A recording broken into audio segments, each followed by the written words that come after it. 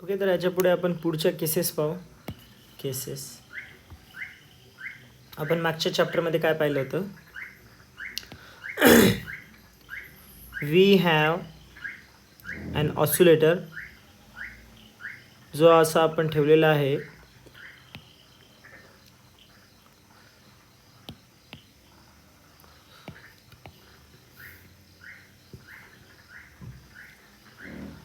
Okay, एका सरफेसवर त्याचं मास यम एवढा आहे. कन्सिडर करा ही त्याची इक्विलिब्रियम पोझिशन आहे.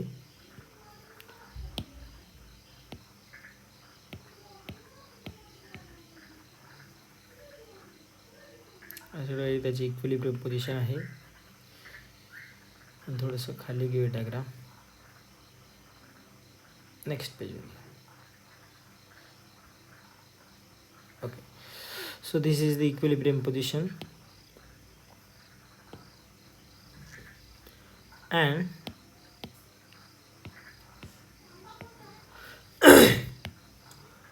पार्टिकल जेव्हा कुठलंही बाहेरचं रेझिस्टन्स नसेल आणि फक्त रिस्टोरिंग फोर्स असेल त्यावेळेस तो एकाच ॲम्प्लिट्यूडने फॉर एव्हर ऑसिलेट होतं.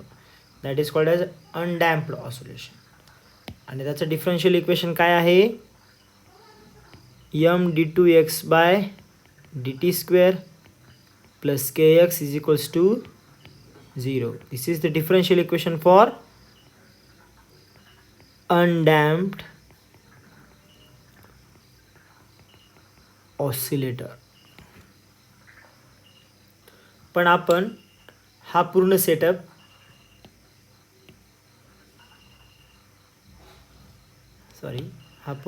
आपण कन्सिडर करा पाण्यामध्ये ठेवला किंवा कुठल्या तरी एका मीडियममध्ये ठेवला. से ऑइलमध्ये ठेवला आपण हा सगळा सेटअप.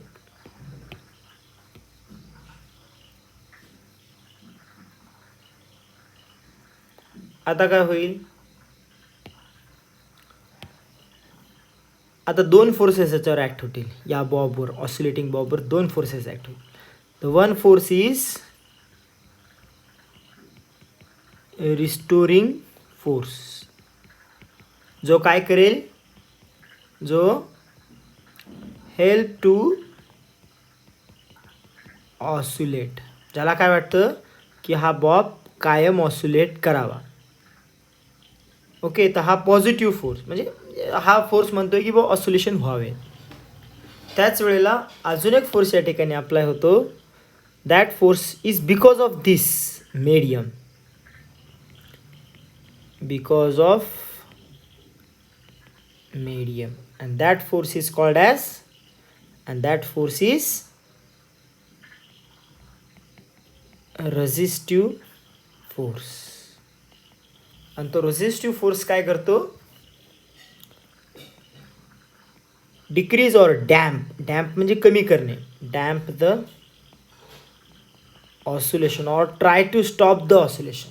जो काय करतो, ह्याची जी विस्कॉसिटी आहे, ह्याचा जो चिकटपणा आहे, ह्याचा जो विरोध आहे, तो काय करतो, ह्याचे ऑसिलेशन सुरुवातीला असे होते, मग हळूहळू कमी होतील आणि मग कमी होतील आणि मग पूर्ण थांबतील. किंवा काय होईल, खूपच जर घट्ट असेल हा पदार्थ तर हा अर्धा ऑसिलेशन कंप्लीट करेल आणि इनिशियल पोझिशनला येण्याच्या आधीच थांबेल. आणि जर एकदम बरोबर जर असेल तर काय करेल, हा अर्धा ऑसिलेशन पूर्ण करेल आणि मीन पोझिशनला थांबेल. आणि जर बऱ्याच मीडियम जर हा विस्कस असेल तर हा असे ऑसिलेशन करेल आणि जवळपास अनंत वर्षांनी हा स्लोली ऑसिलेट करून थांबून जाईल. Okay, so this is a damped oscillation. आणि या डॅम्प्ड ऑसिलेशनचं आता हे इक्वेशन कुणाचं होतं बरं, अनडॅम्प्ड ऑसिलेशनचं. काय, m d two x by D t square plus k x is equals to 0. पण डॅम्प्ड ऑसिलेटरचं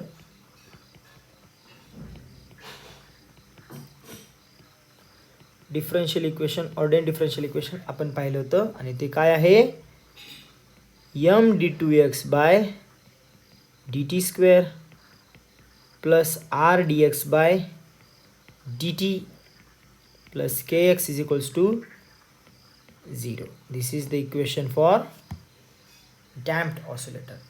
ह्याच्यामध्ये m is the mass of bob which is oscillating.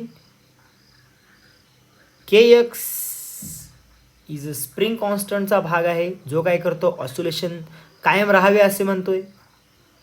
आणि R D x by D T काय आहे, प्रतिरोध, होणारा प्रतिरोध आणि कमी होणारे ऑसिलेशन्सच्या डायरेक्शनने. So R is decreasing the oscillation, K is performing the oscillation. So this is how we can read this equation in another language. Okay, त्याच्या पुढे जाऊन काय आपल्याला म्हणायचं आता, ह्याच्या पुढचा पार्ट आहे आता ह्याचं सोल्युशन, जे की आपण मागच्या लेक्चरमध्ये पाहिलं होतं. यक्स म्हणजे ही पोझिशन, मीन पोझिशनपासून कुठे असेल हा पार्टिकल ऑसिलेट करणारा, जर ह्याच्यावर आर एवढं रेझिस्टन्स असेल, रेझिस्टिव्ह फोर्स असेल आणि के हे एवढं फोर्स कॉन्स्टंट असेल, तर नेमका हा पार्टिकल टी या टाईमला कुठे असेल ह्याचं प्रोडिक्शन करणारं जे इक्वेशन आहे, that equation is equals to x is equals to, आठवतं तुम्हाला मोठं इक्वेशन आहे, x is equals to a1 e to the power of minus r divided by, 1 minute, minus r divided by 2m plus root of r square divided by 4m square minus k by m multiplied by t plus a2 e to the power of minus r divided by 2m minus root of r square divided by 4m square minus k by m bracket close t.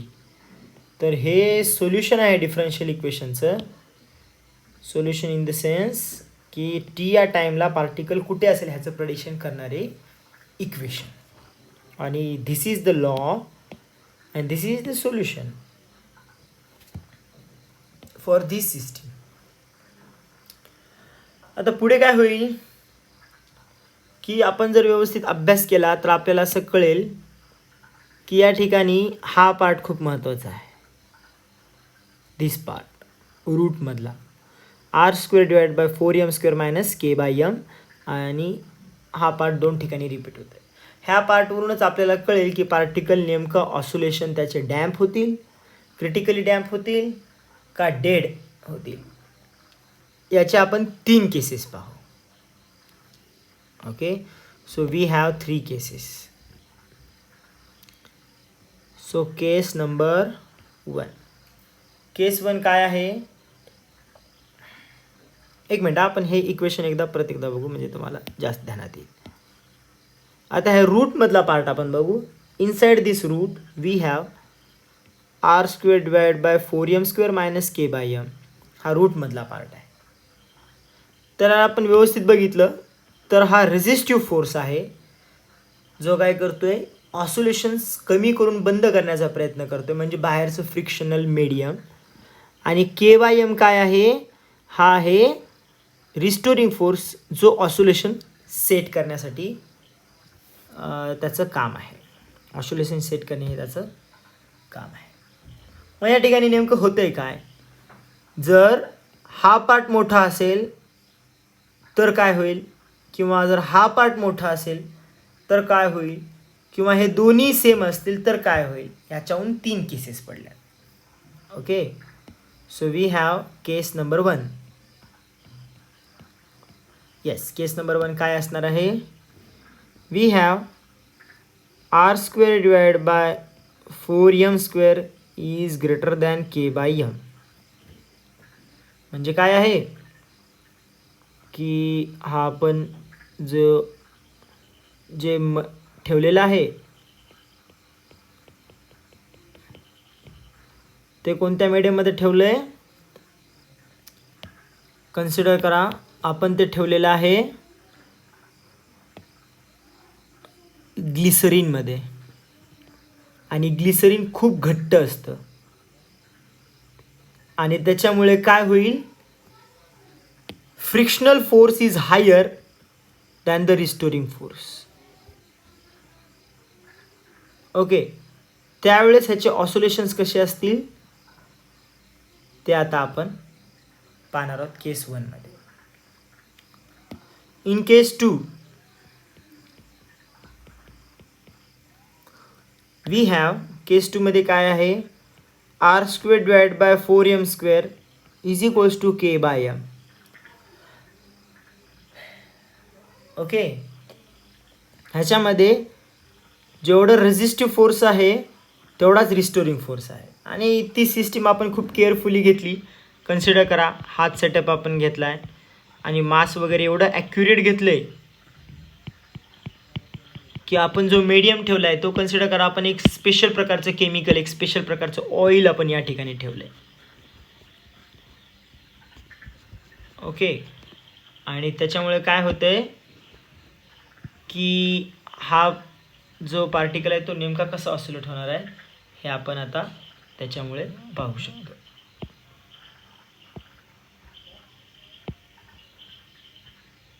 This is called as case 2. Case 3 काय आहे, in case 3 we have R square divide by 4m square is less than K by M. या ठिकाणी resistive force आहे पण छोटा आहे. Okay, आणि restoring force खूप जास्त आहे.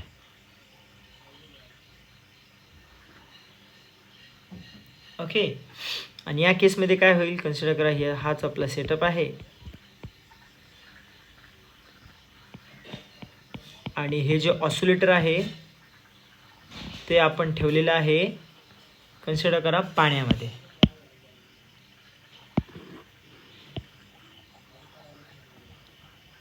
आणि रेझिस्टिव्ह फोर्स तेवढा नाही आहे, रिस्टोरिंग फोर्सपेक्षा कमी आहे.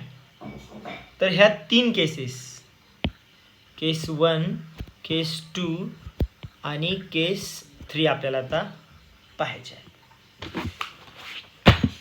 आपण इन डिटेल आता केस 1 पाहू. Case 1. Case 1 is when the damping factor, okay, हा जो सेटअप आहे ऑसिलेटरचा,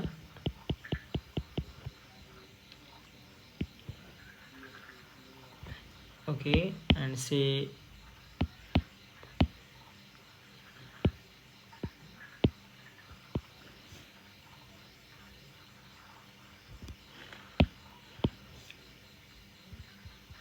ही मेन पोझिशन आहे. पार्टिकलला आपण असं मागं खेचलं. ओके, ह्या मेन पोझिशनपासून मी या मटेरियलला इथपर्यंत खेचलं आणि सोडून दिलं. पण या ठिकाणी मीडियम जो आहे, कन्सिडर करा, ग्लिसरीन हे मीडियम आहे, खूप घट्ट. हा पूर्ण सेटअप एका घट्ट मीडियममध्ये ठेवला आहे.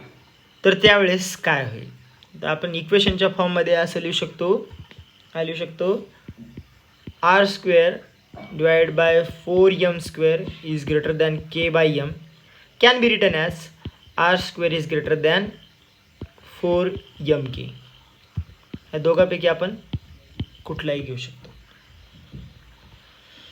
ओके, आपल्याला आता जनरल इक्वेशन माहीत आहे. जनरल इक्वेशन काय आहे, x is equals to a1 e to the power of minus r divide by 2m plus root k square divide by 4m square minus k by m.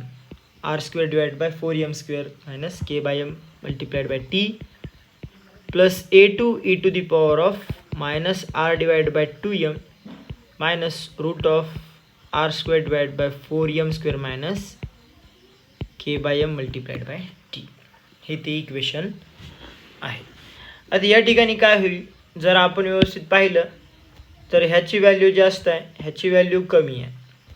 म्हणजे आतली जी value असणार आहे ती एक पॉझिटिव्ह नंबर असणार आहे. पॉझिटिव्ह नंबरचा route परत पॉझिटिव्ह येणार आहे. या ठिकाणी सुद्धा आतली व्हॅल्यू पॉझिटिव्ह असणार आहे, पॉझिटिव्ह व्हॅल्यूचा रूट परत पॉझिटिव्ह येणार आहे. आणि आलेली जी व्हॅल्यू आहे हे निगेटिव्ह निगेटिव्ह पॉझिटिव्ह होईल. आलेली व्हॅल्यू ही छोटी असणार आहे आणि याच्यासोबत जेव्हा त्याचं सबस्ट्रॅक्शन होईल तरी काहीतरी एक पॉझिटिव्ह निगेटिव्ह व्हॅल्यूज देणार आहे. तर E to the power of negative काहीतरी तयार होणार आहे. If you see we will get e to the power of negative and e to the power of negative. आणि E to the power of निगेटिव्हचा graph असल्यामुळे आपण जेव्हा हा प्लॉट करू, okay, say X axis and Y axis, जर आपण असं पाहिलं तर आपल्याला असं कळेल की when we put this is X and this is time T, position versus time, या ठिकाणी मीन पोझिशन आहे, तो असा मागे ढकलला आपण, स्प्रिंगचा दाब त्याच्यावर पडतोय आणि आता तो ऑसिलेट करणार की घट्टपणा एवढा आहे की तो ऑसिलेट करण्याच्या अलीकडेच कुठेतरी येऊन थांबून जाईल. ओके, आणि सो इट विल, तो मीन पोझिशनला जाण्याच्या आतच थांबेल. 1 मिनिट.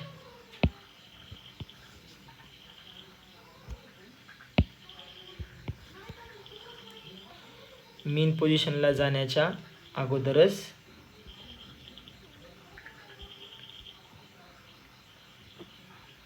थांबून जाईल. दिस इज डेड एंड. ह्याच्या पुढे काहीच नाही. कळालं काय होईल? हा रेझिस्टिव्ह एवढा जास्त आहे, r² 4am, हा घट्ट पदार्थ असल्यामुळे, की k/m म्हणजे हे रिस्टोरिंग फोर्स जो स्प्रिंगमुळे तयार होतोय तो याला वाचूच शकणार नाही, आणि आपण जी ताणलेली आहे ती समोर मीन पोझिशनला येण्याच्या अगोदरच मध्ये कुठेतरी स्टॉप होईल. आणि so there will be no oscillations, not even equilibrium position possible in this case. It will stop in between them. So this is a case 1. आणि या प्रकाराला आपण काय नाव देतो? या प्रकाराला आपण नाव देतो 1 मिनिट. हा, याला आपण नाव दिलेलं आहे, ह्याचं एक स्पेशल नाव आहे, that is called as 1 minute. हा,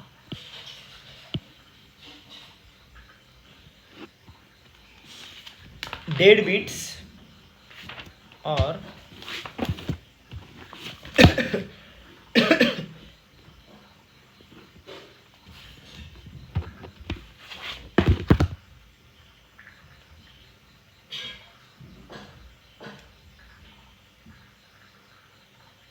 ओव्हरडॅम्प्ड, ह्याचं नाव आहे.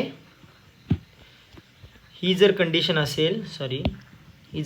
असेल तर त्याला आपण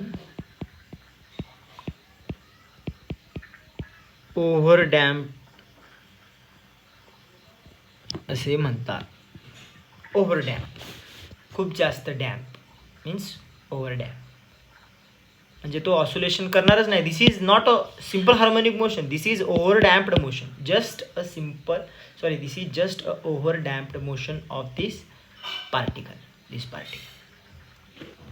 ओके, आता आपण पाहू केस 2.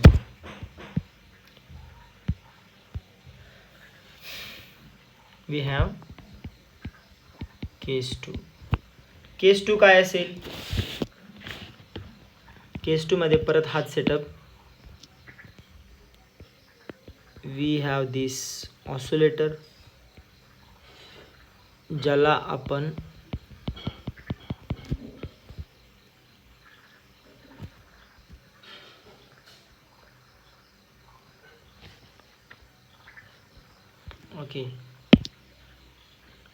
ज्याला आपण आता ऑइलमध्ये ठेवलं आहे, ग्लिसरीनमध्ये नाही, ऑइलमध्ये ठेवलेलं आहे. आणि आपण असलं ऑइल वापरलं आहे की बाहेरून होणाऱ्या या ऑसिलेशनला प्रतिरोध आणि रिस्टोरिंग फोर्स याच्यामध्ये जो ऑसिलेशन देतोय, हे दोघंही एकमेकाला ॲब्सोल्युटली इक्वल असते. ओके, समजा ही आता मीन पोझिशन आहे.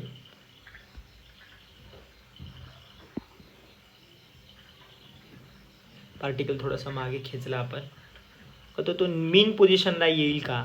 तर आता आपण ते पाहू. We have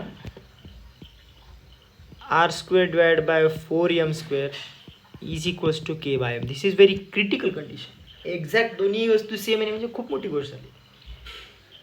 which can be written as r² is equals to 4mk.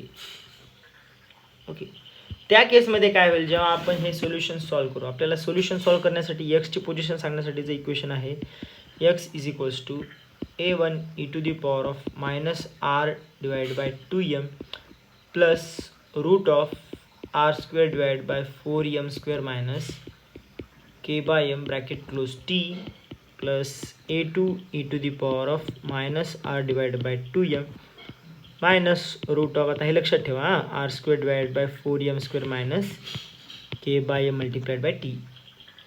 आपण काय म्हटलं, हा पार्ट आणि हा पार्ट सेम आहे. याचा अर्थ या ठिकाणी 0 होईल आणि अशी कंडिशन येईल की हा पार्टिकल असा मागे खेचला तर तो इथे येईल आणि थांबेल, बरोबर इक्विलिब्रियम पोझिशनला येईल आणि तो थांबून जाईल. ओके, ते नेमकं कसं होईल, तर आपल्याला या ठिकाणी काय मॅथमॅटिकल ट्रिक्स वापरावे लागतील आणि ते मॅथमॅटिकल ट्रिक वापरण्यासाठी आपण एक रूटमधला पार्ट घेऊ. तर माहीत आहे की आपल्याला जर 2 सेम घेतलं तर 0 व्हॅल्यू येईल आणि आपल्याला काही कॉम्प्लिकेशन्स येतील, कारण 0 व्हॅल्यू जर आपण डायरेक्ट घेतली तर आपल्याला इक्वेशन हार्ड जाईल. मग त्याच्यामुळे आपण थोडीशी छोटीशी कंडिशन या ठिकाणी अशी घेतो ओके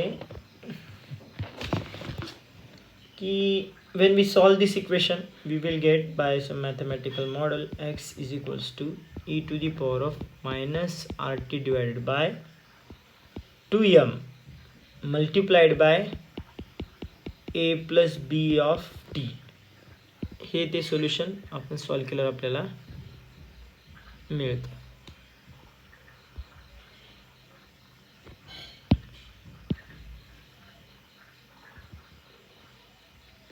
ओके, आणि हे जे सोल्युशन आहे त्याच्यामध्ये ए अँड बी आर काय आहे, arbitrary constants. Okay, when we put, जर आपण हे इक्वेशन प्लॉट केलं तर आपल्याला असं कळेल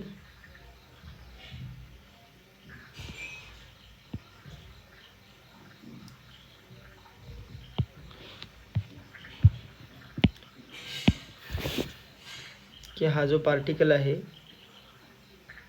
1 minute,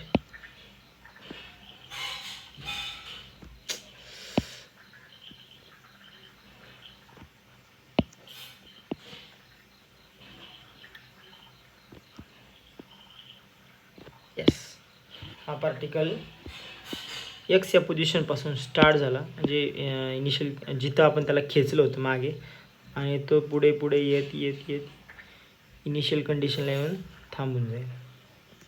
okay, and here it is T with respect to time, over period of time it will stop at mean position आणि हा ऑसिलेशन्स करणार नाही. आणि या मोशनला आपण सिंपल हार्मोनिक मोशन न म्हणता या केसला आपण, या केस 2 ला काय म्हणतो आपण, याला म्हणतो क्रिटिकली डॅम्प्ड मोशन.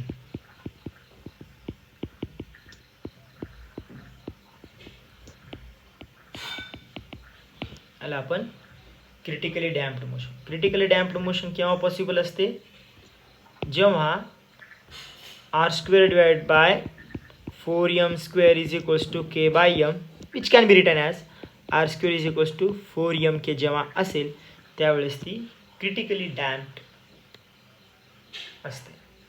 त्याच्यानंतर आता आपल्याला नेक्स्ट पार्ट येतो, दॅट इज केस 3, जो की आपल्याला सगळ्यात जास्त महत्त्वाचा आहे, जी की सिंपल हार्मोनिक मोशन दाखवते. And the case 3 is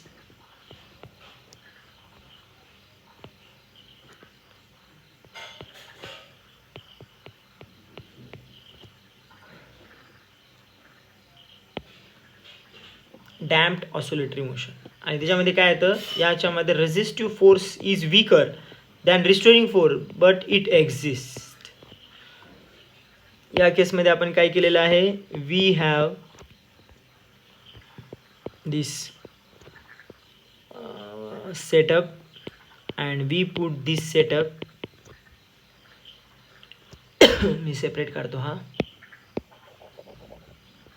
yes, we have this setup oscillator and we put that setup in water. आपण एक्सपेरिमेंट जो केला होता डिस्कचा प्रॅक्टिकलला तो हाच आहे.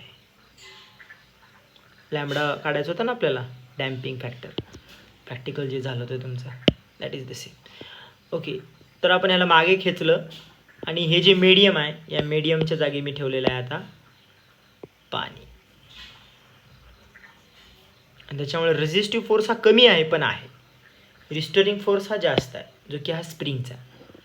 Okay, so resistive force R is lower and the restoring force K is higher. And in this case, what will happen? It will oscillate higher amplitude followed by lower amplitude and lower amplitude and lower amplitude and lower amplitude forever. Okay, amplitude कशी असेल? सुरुवातीला amplitude एवढी असेल, consider करा एवढी amplitude असेल, नंतर ती कमी होईल, नंतर ती अजून कमी होईल, नंतर ती अजून कमी होईल, अजून कमी होईल. सो आपण डिस्क जेव्हा पाण्यामध्ये ठेवली होती तेव्हा ती अशी ऑसिलेशन करत होती, हळूहळू त्याची ऑसिलेशन कमी होत गेली. So this is oscillatory but damped oscillatory. हे नेमकं काय येतं आता आपण हे कॅल्क्युलेशन करू. तर आपल्याला जो इक्वेशन आहे ते इक्वेशन काय आहे? X is equals to A1 e to the power of minus R divide by 2m plus root of R square divide by 4m square minus k by m bracket close t plus A2 e to the power of minus R divide by 2m minus root of R square divide by 4m square minus k by m bracket close t. हे ते equation आहे. ह्या इक्वेशनमध्ये सगळ्यात महत्त्वाचा part हा आहे, मी तुम्हाला म्हणाल्याप्रमाणे. आणि याच्यामध्ये काय होईल की आर स्क्वेअर याची व्हॅल्यू आता कमी आहे आणि ह्याची व्हॅल्यू जास्त आहे, ह्याची व्हॅल्यू कमी आहे, ह्याची व्हॅल्यू जास्त आहे. म्हणून आता रूट व्हॅल्यू मायनस आली म्हणजे इमॅजिनरी नंबर इथे क्रिएट होईल, रूट ऑफ निगेटिव्ह तयार होईल ना. त्याच्यामुळे we have a some trick. Say root R square divide by 4m square minus k by m is equals to negative sign बाहेर काढू. मग आपल्या रूटमध्ये काय राहील? रूटमध्ये आपल्याला राहील, सॉरी आपण निगेटिव्ह कॉमन काढायचं. आपल्याला इथं काय राहील? k by m minus R square divide by 4m square. आता हा निगेटिव्ह 1 बाहेर आल्यावर काय होईल बरं? हा होईल I, because root of minus 1 is equals to I imaginary number multiplied by k by m minus R square divide by 4m square. Say this part is P. आपण या पार्टला P म्हणू. And so we will gate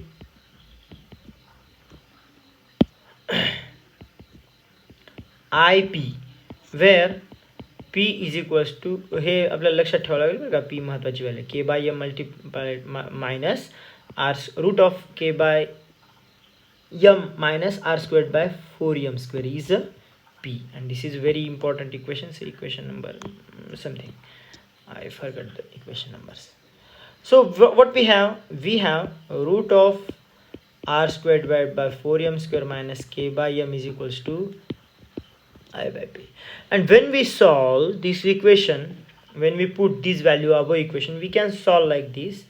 X, that is the position at time t of the particle which is damped oscillatory motion, we will get e to the power of minus rt divided by 2m into a1 e to the power of a1 e to the power of minus ipt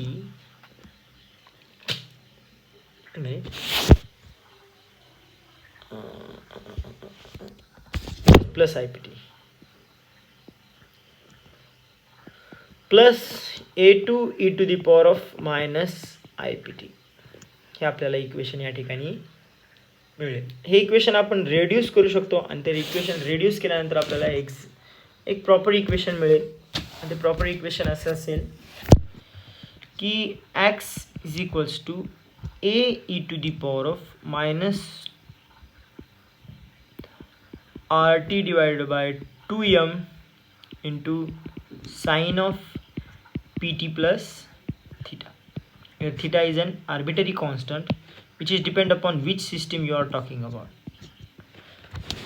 तर हे equation आहे अत्यंत महत्त्वाचं equation. आता या इक्वेशनची आपण study करू. Okay, we will rewrite the equation. The position of this damped oscillatory motion is A. A is amplitude. Amplitude कधी जेव्हा काहीच रेजिस्टन्स नसेल त्यावेळेस जी मॅक्झिमम ॲम्प्लिट्यूड असेल ते ॲम्प्लिट्यूड ए. ओके, आणि E to the power of minus R T divide by 2m is a damping factor. जो काय करेल आहे मल्टिप्लिकेशन नेहमी पॉईंट व्हॅल्यू देईल आणि त्याच्यामुळे नेहमी ओव्हर पिरियड ऑफ टाईम ह्याची व्हॅल्यू कमी कमी कमी कमी कमी कमी कमी कमी होत जाईल आणि त्याच्यामुळे या पूर्ण एवढ्या पार्टची ही व्हॅल्यू हळूहळू कमी कमी होत जाईल. सो ॲम्प्लिट्यूड हळूहळू कमी होत जाईल. So this is a function of time. Now the amplitude, now this is the now this is the amplitude of damped oscillatory motion which is gradually decreasing with the over period of time. आणि constant एक fluctuating value आहे, not constant, fluctuating value आहे जी cyclic change होती. That is P T plus theta, where p is root of k by m minus r squared by 4m square, and this is nothing but angular frequency of simple harmonic motion of damped. Okay, so consider करा हा part आपण विचारात नाही घेतला, हा एवढा part, आणि जर प्लॉट केली इक्वेशन. ओके, थांबा, तुम्हाला थोडं कन्फ्यूज होईल but let's try to figure out it.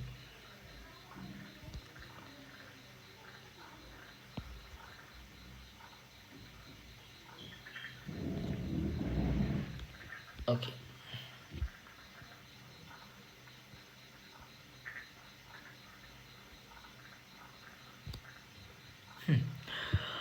आता हा काय आहे, यक्स आहे.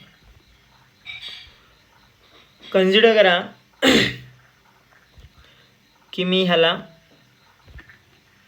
हा पार्ट या ठिकाणी नाही इक्वेशनमध्ये, हा पार्ट इक्वेशनमध्ये A sine P T plus theta आहे. त्यावेळेस इक्वेशन कसं असेल, त्यावेळेस इक्वेशन असेल like this. Sorry,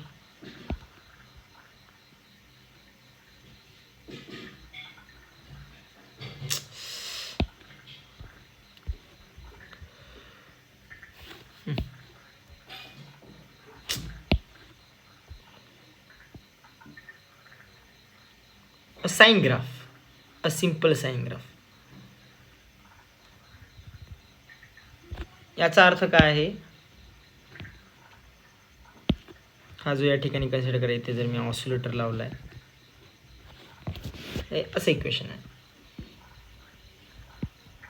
parallel to earth आहे बरं का. हा फक्त असा आडवा पाहतोय आपण त्याला.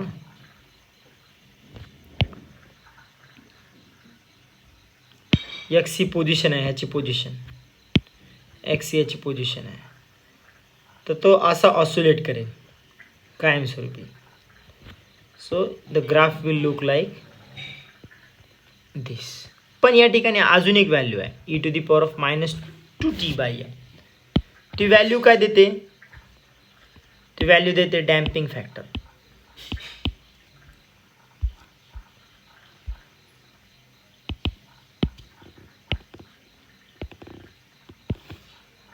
तो डॅम्पिंग फॅक्टर कसा आहे,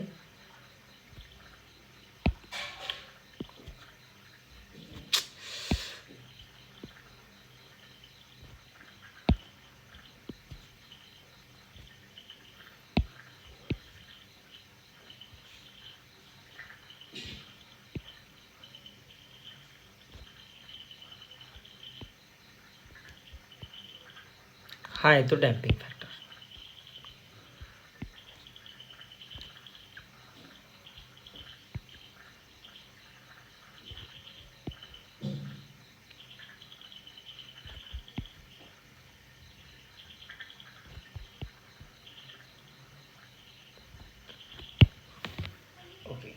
हा आहे तो डॅम्पिंग फॅक्टर. आणि तो डॅम्पिंग फॅक्टर काय आहे? e⁻⁻RT divide by 2m. जो काय करतो ॲम्प्लिट्यूडला दाबतोय आणि त्याच्यामुळे हा असा मुक्त ऑसिलेशन न करता हा जो खातोय वरचे ॲम्प्लिट्यूड, त्याच्यामुळे त्याचे ॲम्प्लिट्यूड हळूहळू कमी होईल. So graph now will look like this. This is e⁻⁻2t by m and this is a sin pt plus theta and the combination of these two equation is our solution. आपलं ही solution हे आणि ह्याचं multiplication आहे. And so the real equation is not this. The real equation is x is equals to a⁻⁻RT divided by 2m sin of pt plus theta. And so it will, आता हे नेमकं कसं होईल हे मी तुम्हाला दाखवतो.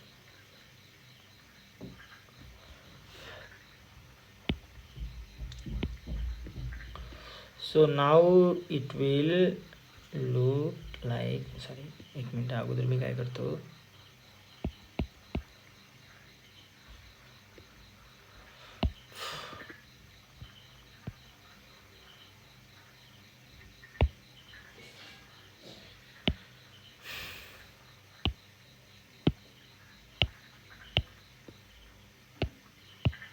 e⁻⁻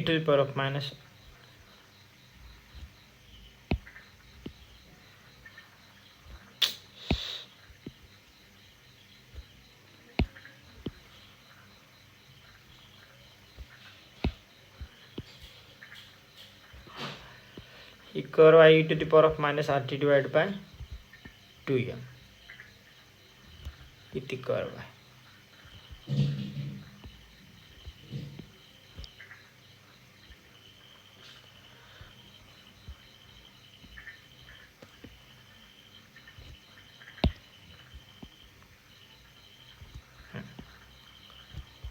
दोन्ही साईडने असे अप्लाय होईल.